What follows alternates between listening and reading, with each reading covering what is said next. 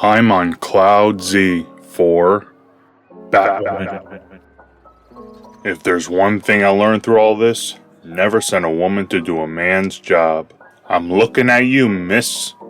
Alright, so I watched the pilot of Batwoman and did this to myself. Like my parents, disappointment comes easily to the CW network. And there's no better example than Batwoman the TV series. A show that started so bad, I couldn't get past the first episode with all of its glaring problems. Even their lead actress couldn't last. This episode reminded me of when I first found out about my STD.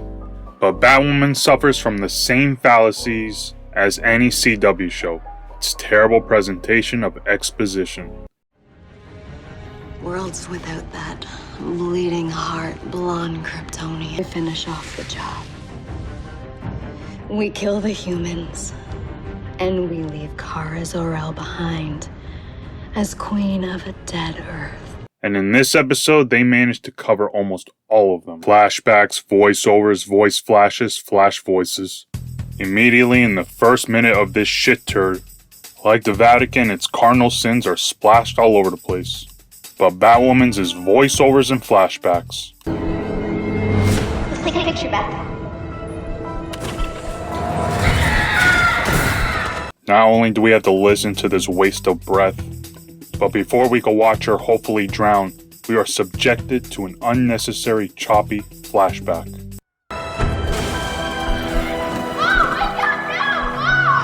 No, let the car fall. Unfortunately, Batman saves the car from diving off the road, enough time to save Kate so she could have this stupid show, which I can only conclude that Batman is the true villain here. I'm Batman. Because even though Batman saves her in fucking broad daylight, I might add, this selfish firecrotch hates him for not doing more. For a flashback to work, they need to be precedent. You have to create a need for it. The audience has to want what the flashback can offer.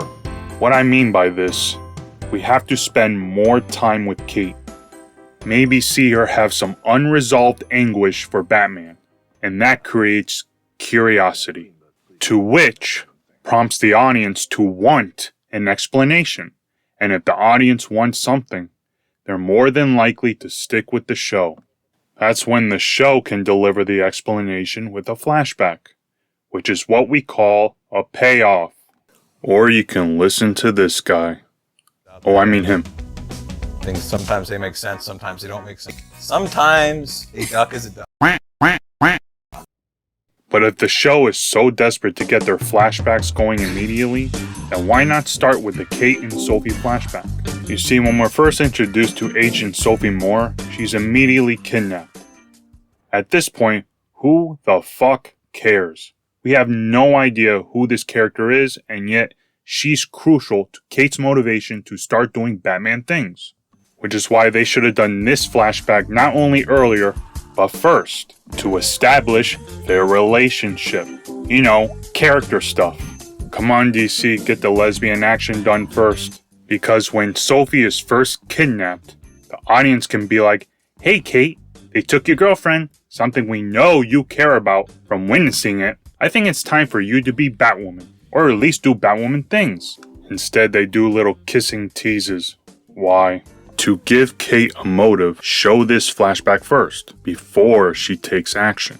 You see, flashbacks are not only supposed to provide information, but they're supposed to be dramatized. And there's no better example than this one, because this flashback scene demonstrates the dilemma between two characters. You see, Robert McKee talks about this in his book, Story, where a character, in this case both characters, face a choice that doesn't have a good versus bad outcome, but rather a lesser of two evils kind of choice. Sophie breaks up with Kate because she's choosing her career over her relationship. And Kate just wanted some sex. It's a real choice that both characters have to make that creates real conflict between them. Let this moment sink in, because everything else that follows it is a complete waste of your life. Then they do this other stupid flashback just to explain why Kate can recognize a stupid BDSM paddle. Trust me, this isn't the story I expected to be telling. Oh, shut up.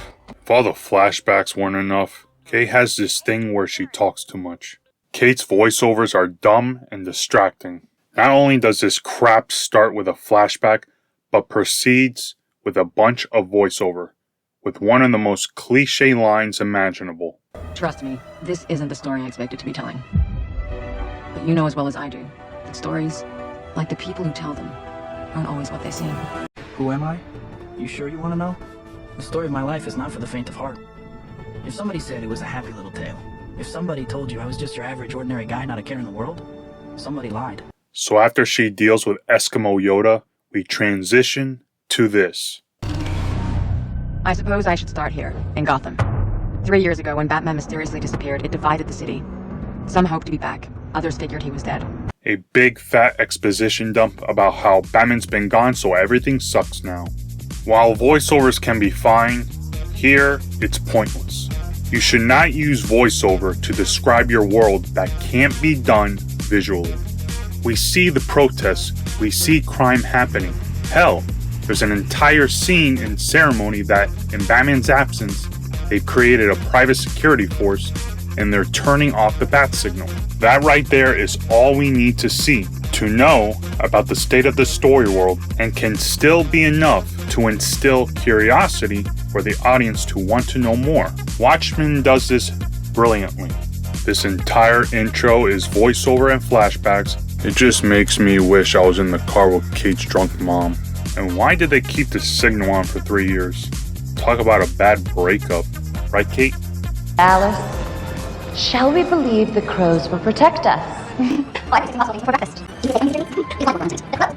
Oh gosh, she doesn't shut up. Expository dialogue. Once again, we get another version of shitty storytelling and expository dialogue, when two idiots have an entire conversation about something they already know, but have to tell the audience so they know too. Your stepsister? Mary, our parents have been married for over a decade. I know who you are. Oh, okay. So this is really stupid.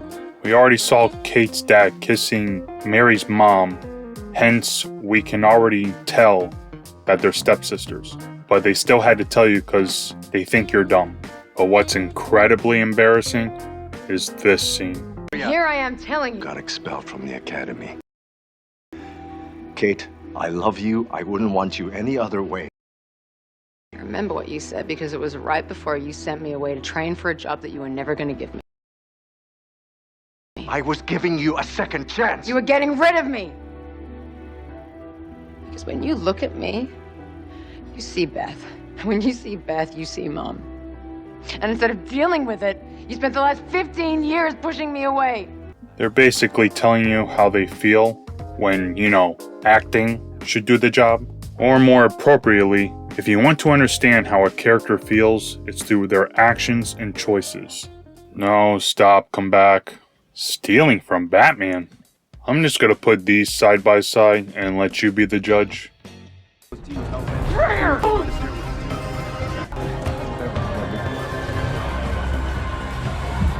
Try anything. Or if she moves an inch, she'll die. Pick one, Commander. Sophie or Gotham.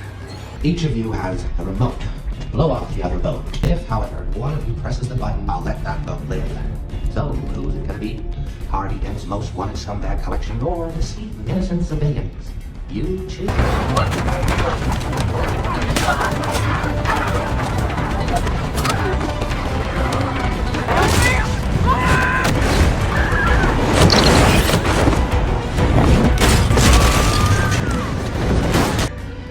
not do that again. And they didn't even do it right. There's no tension, there's no choice, which means there's no suspense. It's as if the writers don't even know what they're copying from.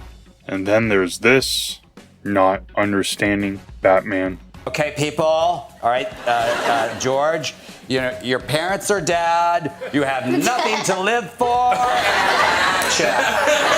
First off, they show Batman saving the day in broad daylight. That's number one. But this scene took me from already miserable to angry.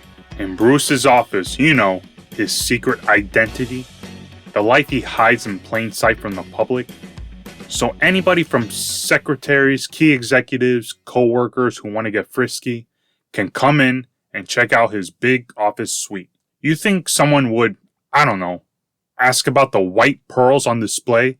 It's not like it's camouflage or works with the interior design. It's his dead mother's white fucking pearls on display. Why would Bruce Wayne display something that's not only symbolic, but an actual relic from the most traumatic experience of his entire life?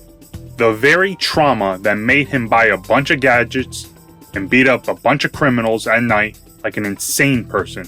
Why would he put it on display in his office, out in the open? I can picture Bruce Wayne as pondering some big business decision or masturbating. He could just look over and remind himself that he's a tortured vigilante maniac. And why would he make this the secret entrance to his secret lair?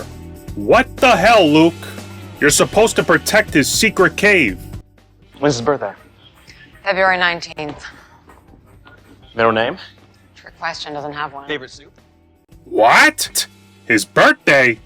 He's a fucking rich and famous billionaire. Anybody could Google it. And they might as well Google it in the fucking back computer since you can't keep that a secret.